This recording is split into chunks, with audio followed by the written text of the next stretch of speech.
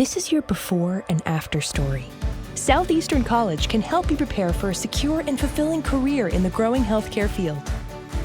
We offer a wide range of careers to choose from, so whether you want to be a medical assistant, medical billing and coding specialist, nurse, surgical technologist, or another healthcare career, we've got you covered.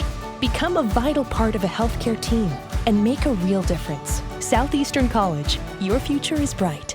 Visit sec.edu to get started. Nats Chat is brought to you by Walters. Come check out musician Matt Waller live at Walters on Saturday, August 20th. 2 balls, 2 strikes, 2 outs, tying run at second. The hold at the belt. Here's the kick and the pitch. Swing and a miss. He struck him out. Slider off the outside, and Gray excitedly hopping across the foul line on his way back to the dugout. Strikeout number 10, third time this season, fourth time in his career, and he is fired up to do it. Now the pitch. Swing and a long drive. Deep left center field. Way back. It is gone. Goodbye. Makes it into the Brewhouse Red seats in left center field. A line shot. Home run for Nelson Cruz. He has given the Nationals the lead in this game with home run number 458. It's the Nationals 5 and the Cubs 4. Finnegan ready. 1 ball, 1 strike. The pitch. Swinging a ground ball to the left side.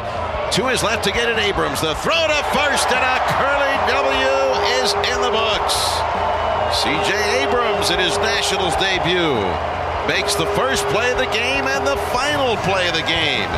And welcome to Nats Chat for Tuesday, August 16th, 2022, along with MASNsports.com Nationals insider Mark Zuckerman, who is at Nationals Park. I'm Al Galdi, host of the Al Galdi podcast. The Nationals on Monday night won Game 1 of a series for the first time since July 25th. Who says that our Nats can't get off to good starts in series anymore?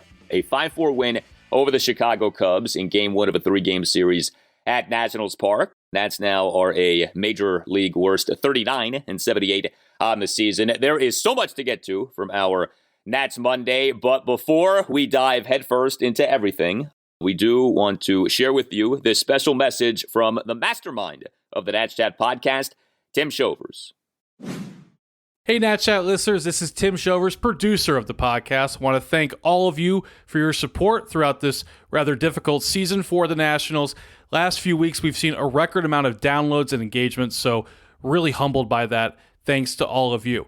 If you were listening last year, you might remember this. We do have, towards the end of the season, a donation option to help out the production costs with the podcast. As you can imagine, if you want to do this right over the course of 162 games, the costs, they can add up just a little bit here and there. So some extra support would be very much appreciated.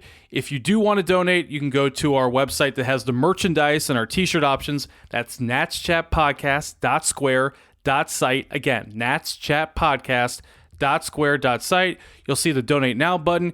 Bunch of options there ranging from $5 to $47. You can also choose your own amount if you prefer. If you want to put $1,846 in honor of Ryan Zerman's career hits, we're not going to stop you. But this is not something we're going to mention again on the podcast in the content of the show. Might have an ad here or there throughout the rest of the year, but we're not going to bang this over your head. Again, thanks to all of you. Going to hand it back to Alan Mark so you can hear more about Josiah Gray, Nelson Cruz, and CJ Abrams. But again, one last time, that's natschatpodcast.square.site. Hit the donate now button, and we go from there. Thanks to all of you. Now back to the show. All right, Tim. Appreciate that. And how about what happened with the Nats on Monday? On a day that was supposed to be all about the Nats' Major League debut of CJ Abrams, who is in his age 21 season, in a game that in so many ways became about the onions that were on display from Josiah Gray, he in his age 24 season, who ended up being maybe/probably the Nats' biggest hero of the game, designated hitter Nelson Cruz in his age 41 season. The old man, Grandpa, homered and had a big double in the game. Mark, we should never say that the baseball gods do not have a sense of humor. As Nelson pointed out, Al, afterwards, CJ Abrams could literally be his son. He's twice as old as CJ Abrams, 42 to 21. But you know what? We're a couple of 40-year-olds. We can appreciate what it means for guys at our age. close to it, to still show they've got a little pop in the bat. It's been a rough year for Nelson Cruz, of course, but he's still got it. Every once in a while, he's got it in him. And that was a bomb. That was a legit home run to left center field. Also, the 2-run double earlier in the game. They were meaningful hits. He hadn't done that in a long time, but it was kind of a nice little reminder of, yes, we are talking about the future, and it's more important what Josiah Gray did, CJ Abrams and all that. But you know what? There's still room for a 42-year-old DH to have his little moment there. And so good for Nelson Cruz. Well, the Nats were unable to trade him by August 2nd. So if he's going to still be on the ball club, he might as well produce. And he certainly did produce on Monday night. Much more on Nelson Cruz's night in a bit. We will certainly get to Josiah Gray's night in a bit. But yeah, Monday was CJ Abrams' day, and it did happen. The Nats on Monday afternoon recalled shortstop CJ Abrams from AAA Rochester, and the corresponding roster move was the Nats putting Luis Garcia on the 10-day injured list with a left groin strain. You know the deal by now with CJ Abrams. He was acquired from San Diego in the Juan Soto, Josh Bell trade on August 2nd. He, per Baseball America, is the number 11 prospect in baseball. Baseball America, in fact, coming into the 2022 season, cited Abrams as being the best hitter in minor league baseball and having the best speed in minor league baseball. Abrams on Monday night was the Nats starting shortstop. He was the Nats number 7 batter. Didn't do much offensively, and there wasn't much really to sink your teeth into with him offensively. 0 for 4 with a strikeout, left 2 men on base. But the fascinating aspect of his night was the defense. First of all, the bat. Abrams in the top of the 4th pulled a Luis Garcia in committing a throwing error on a leadoff grounder by Franmil Reyes. This was a routine play, as we saw happen with Luis so many times. You know, the routine play becomes a difficult play. Abrams was charging in on a routine grounder, then made what I thought was a way too casual throw, ended up being an errant throw to first base. The wind of the 1-1. Reyes with a punching ground ball to short, charging in Abrams. He gloves on the run and throws high and throws it away. That one in the camera well, or did it stay in play? But the range. CJ Abrams has range, and that was very much on display in a Cubs 1-run 7th. So the first time it was on display was on actually a negative play for the Nats. Abrams failed in an attempt at a diving stab of a Seiya Suzuki grounder up the middle for a 2-out game-tying RBI single, tied the game at 4. The ball went off Abrams' glove into center field. However, at least as best as I could tell on TV, and you tell me if I'm wrong, Abrams was in a shift toward third base, so that he even got to the baseball was impressive.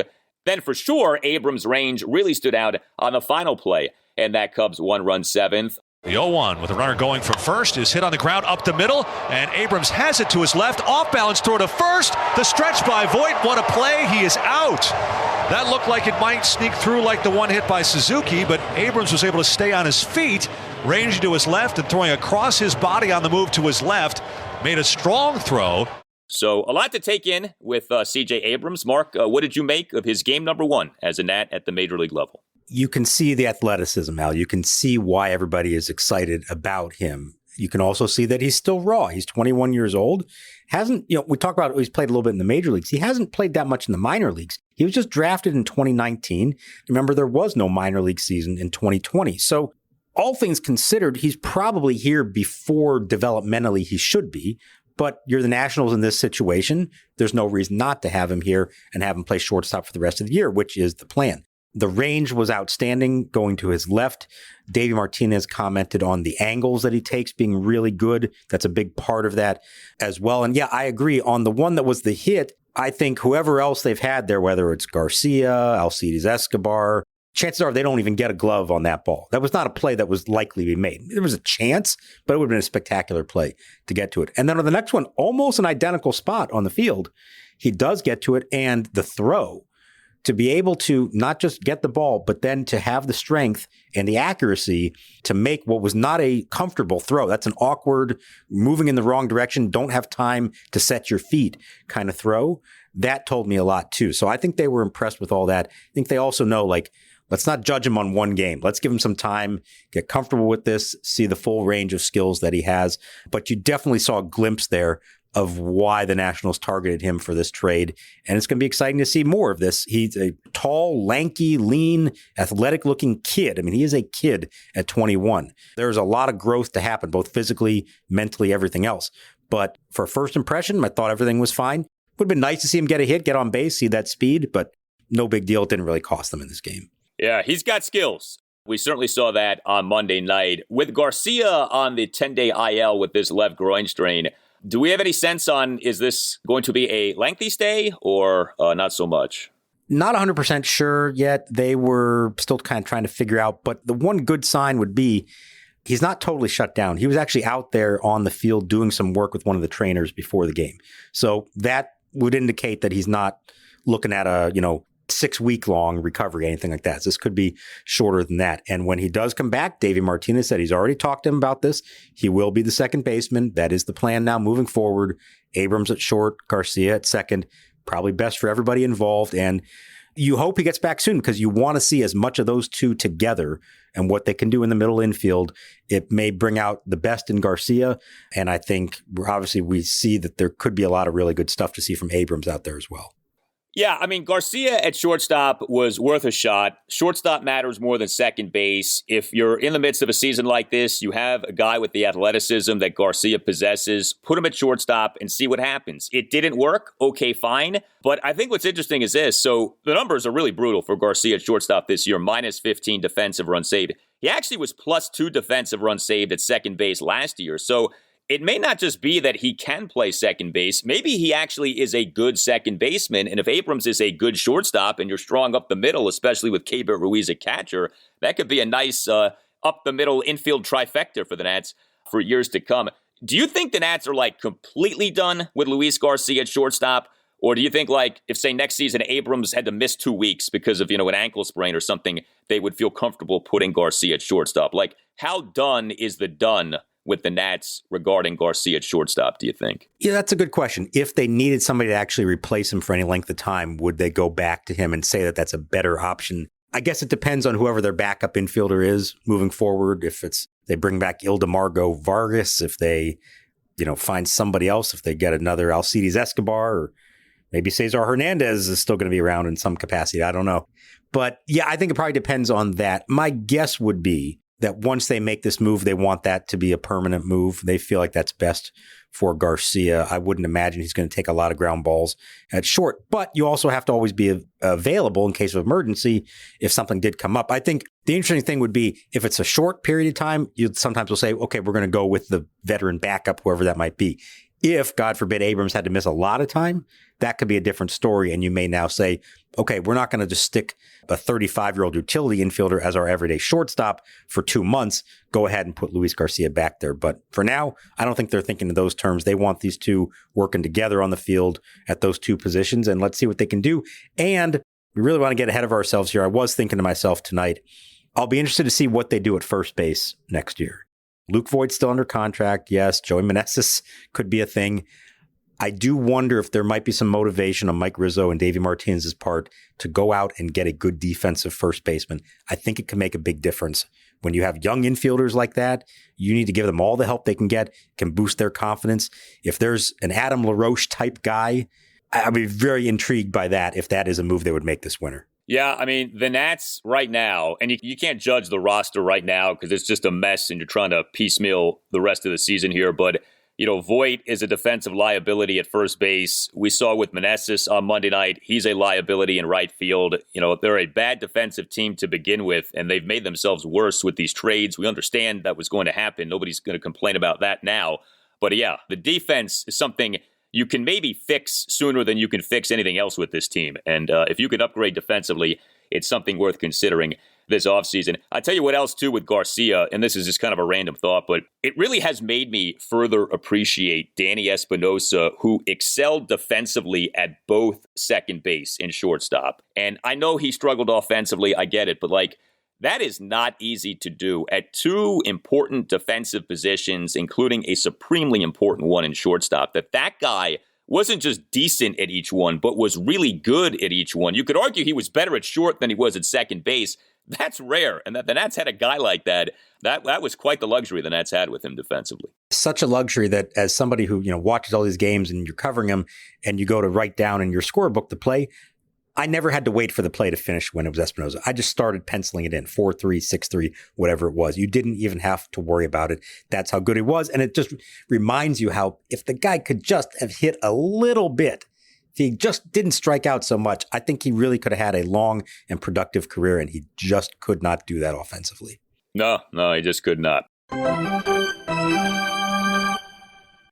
Are you a law firm partner looking for a better situation for your practice and a blockbuster contract worthy of Joey Fourbags Meneses? If so, you should call Mason Kalfas of Zenith Legal in Washington, D.C. He works with law firms and lawyers on finding the perfect match. No platoons, just superstars. Some lawyers switch firms because of conflict. Some lawyers switch firms for a better platform for their practice. And some lawyers switch firms for more money. You need the Scott Boras of legal headhunters working for you, and that's Mason. Mason will work with you to find a better fit for your practice and ultimately the best deal for you and your entire team. Call him today at 202-486-3535 or check out his website, zenithlegal.com. This is an unprecedented time in the legal market, and many top firms are looking to expand. Call Mason today. Zenith Legal also works with associates and distinguishes itself on personal service. Zenith Legal doesn't just spam resumes out to law firms. Zenith Legal talks to the right people and gets your resume in front of the decision makers who matter. Whether you are a Rainmaker partner or a mid-level associate,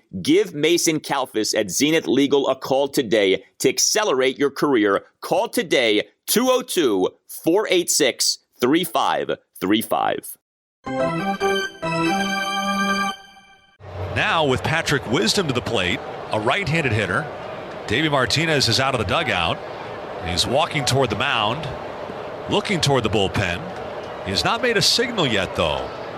He's talking to Gray, who's covering his mouth with his glove as he nods his head. And Davey pats him on the chest and says, "Go get him, big fella." Well, Josiah Gray on Monday night. As we had discussed with Josiah, it has been an up and down season. We'd like to say there has been more good than bad, and I do think that is the case. But, lately things haven't been going so well. Now, he was better in his last outing. We weren't quite sure what to expect on Monday night. And what we ended up getting was a good outing, but an outing that I think says a lot about him as a pitcher. So in this 5-4 win over the Cubs, he goes 3 runs in 6 innings. As we know, quality start, technically, yes, translates to a 4.50 ERA, also yes.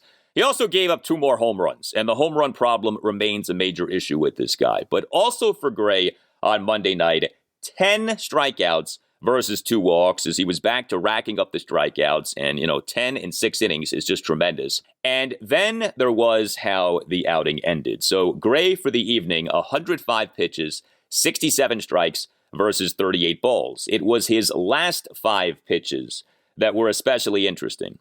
Davey Martinez in the top of the 6th with a runner on second, 2 outs, and Gray at exactly 100 pitches came to the mound. Davey left Gray in the game.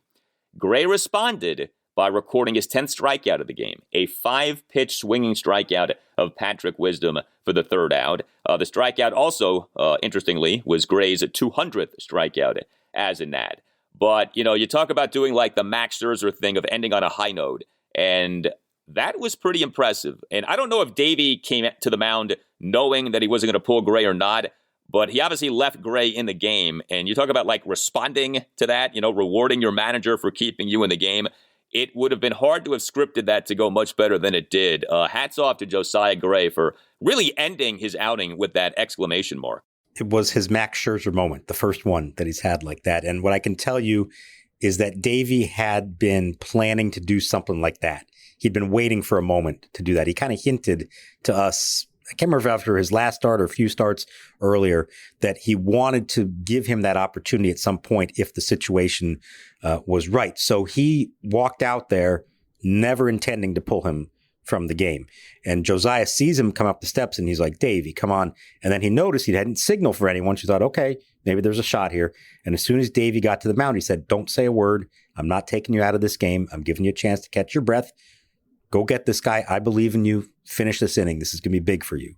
And he responded exactly how you'd want to see. And you saw the emotion come out from Josiah Gray after the strikeout. A big yell, a hop off the mound. That meant something to him. And Davey afterwards called it a really significant growing moment for him. I know it's a miserable season, and whether they won or lost this game didn't really matter in the big picture. That moment mattered. That's the kind of moment that ultimately is going to make Josiah Gray a better big league pitcher, to see that his manager believes in him, and then to go out and actually do it and finish strong like that. That's the kind of thing that's going to help him grow as a pitcher. And it's why, the 3 runs and he's still giving up the home runs. But you know what? He struck out 10. He completed 6 innings. We got to remember, this is his first full year. To me, there's still a lot better to come from him. And I think tonight was a big step in that direction.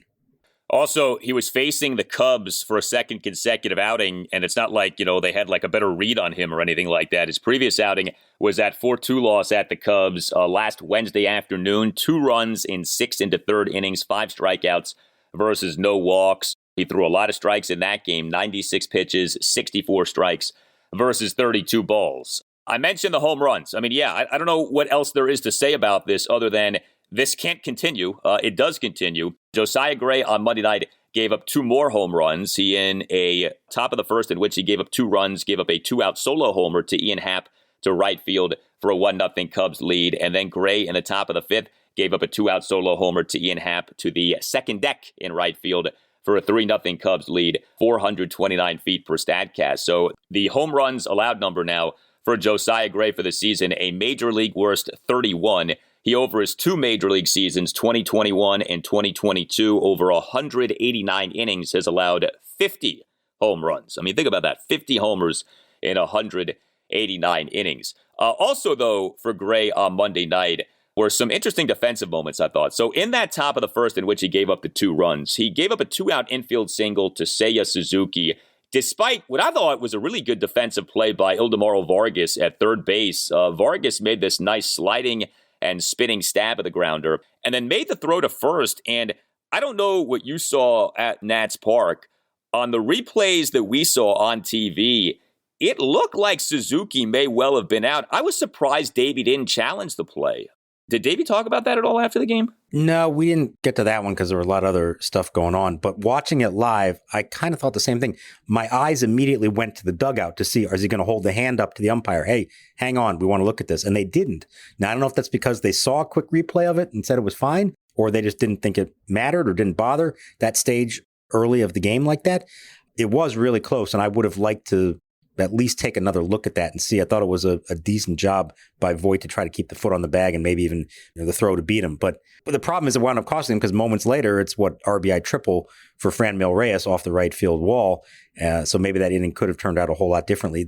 There was some, Gray was helped by his defense at times. He was also hurt by his defense at times. And, another one of these we talked about the other day, the outings, the final lines could look a lot different for some of these starters if the guys behind him just make a couple more plays that could have been made.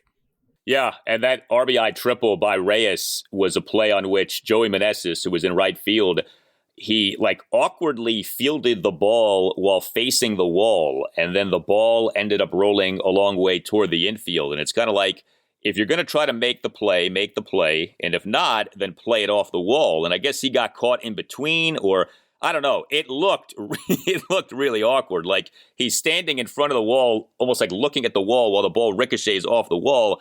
Look, I mean, Meneses just got here. He's probably not an outfielder to begin with. I don't even know if he's a first baseman to begin with. But that was a rough-looking moment defensively. Yeah, we got to remember he's not a full-time outfielder. He is a first baseman who has played the outfield. And, it's a reflection of the roster right now. So if Nelson Cruz is going to play, and he contributed tonight, so give him credit for that, he has to DH. Well, if that's the case, now you want Luke Voit in the lineup. Well, he's got to be at first base. He doesn't go anywhere else. Well, that only leaves one other spot for Meneses, and that's in the outfield. So when you have 3, probably DHs on your team, 4 if you want to count Yadiel Hernandez, somebody's got to play the corner outfield positions. And this is where they are. Not a clean play. He did get caught in kind of no man's land there. And unfortunately, Meneses didn't do anything at the plate to make up for that. One of the few times he hasn't really done much. The one hit to keep the hitting streak alive, but otherwise didn't really do anything for them at the plate. Yeah, we're used to multi-hit outings from Joey Meneses. We did not have a multi-hit Meneses outing on Monday night.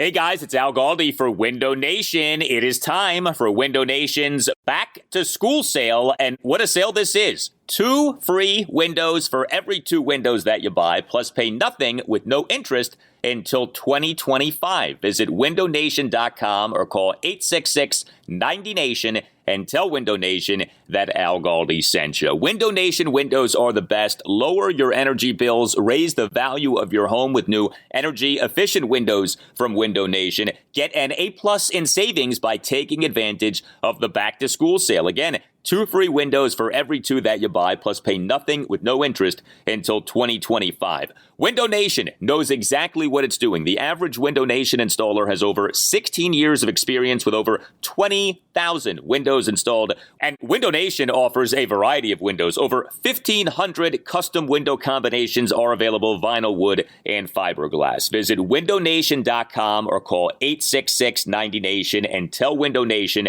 that Al Galdi sent you. And ask for the back-to-school sale. Again, buy 2 windows, get 2 windows free on any style of new window from Window Nation, plus pay nothing until 2025. That's windownation.com or 866-90NATION, windownation.com or 866-90NATION, and tell Window Nation that Al Galdi sent you.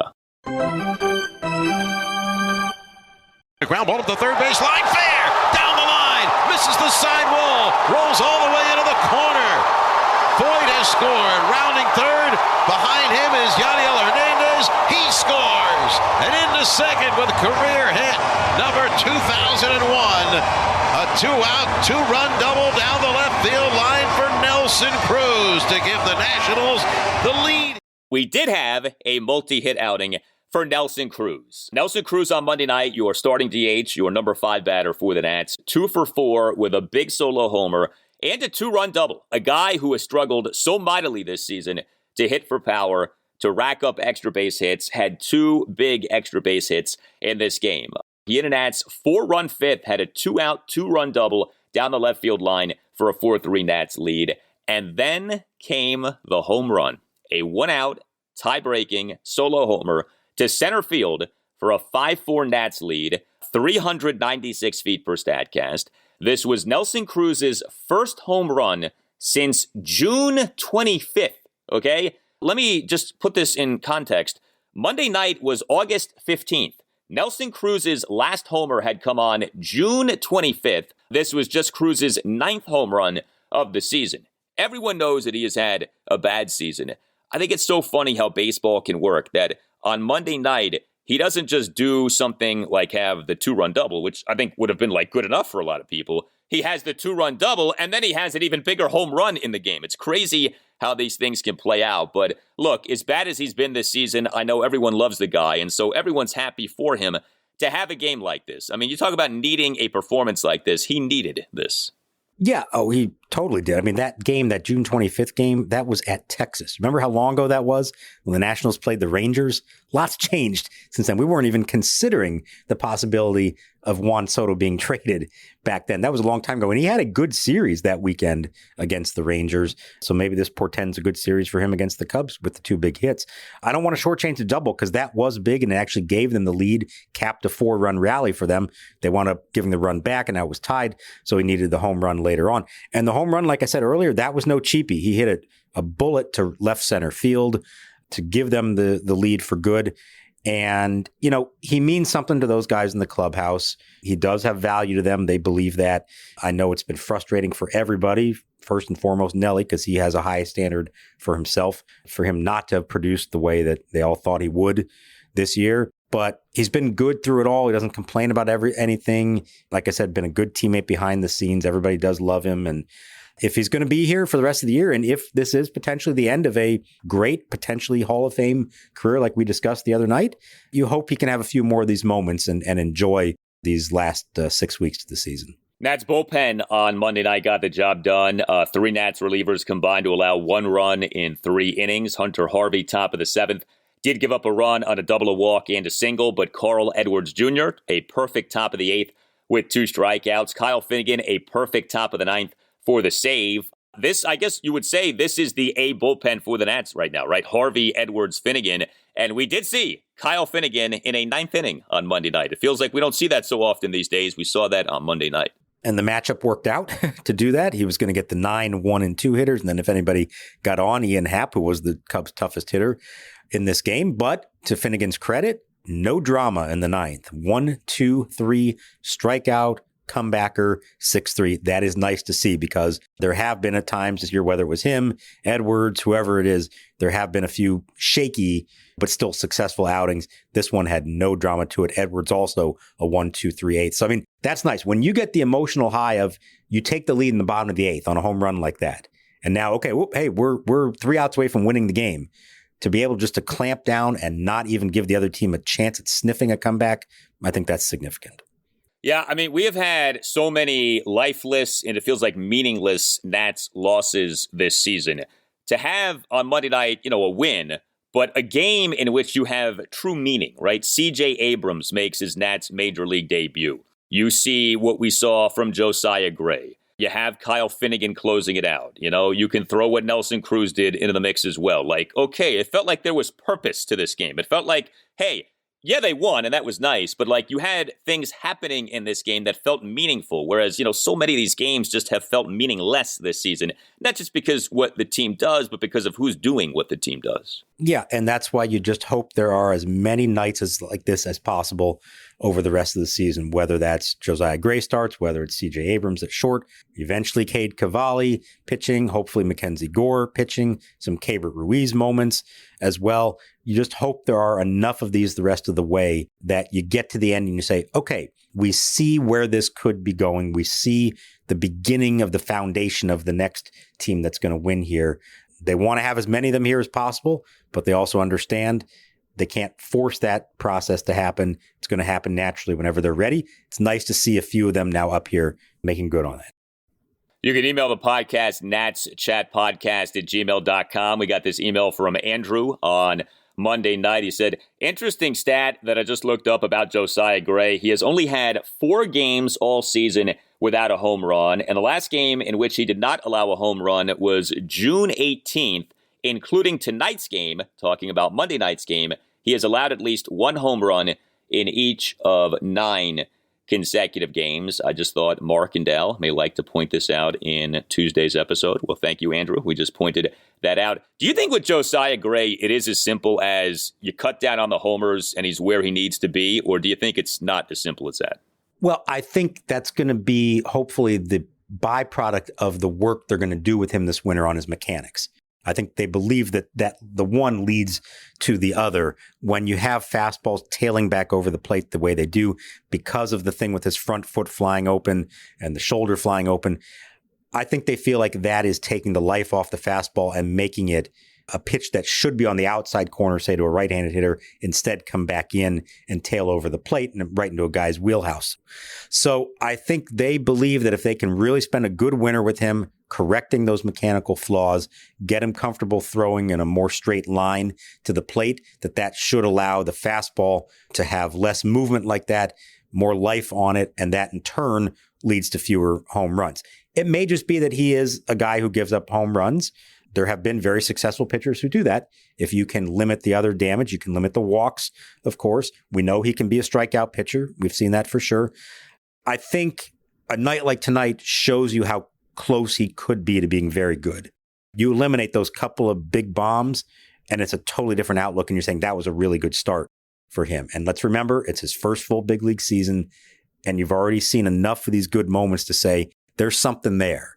I don't think this is a guy who's destined to be a 5 ERA pitcher in the big leagues, but they got to work on the mechanic stuff, and they believe that that's going to take place over the winter. 10.42 strikeouts per 9 innings now for Josiah Gray this season. That is lovely. I mean, that's terrific. You love seeing something like that. One more email here. Chris sent us this on Monday afternoon. The title of the email, the subject of the email, suggested name for Mark's book on the 2022 season. He says, Jesse Doherty called his book on the 2019 season Buzzsaw. So my suggestion for the title of Mark's book on the 2022 season is Chainsaw, how fielding errors, a lack of offense, and no pitching shredded the hopes and dreams of Nats Nation. What do you think about that? Chainsaw. I kind of like that, Chris. Good job. That could work. That's an appropriate description of what I think everyone wants to do to the 2022 season. But I hope everyone out there isn't really getting excited for this book, because I can tell you I have not spent a second researching, writing, or doing anything for this. For some reason, Al seems to think I've been working on a book all year about the worst team in Nationals history. No, I'm busy enough with my regular job and with this job working with you every night to even contemplate doing something like that, let alone about a team that's going to lose 110 games.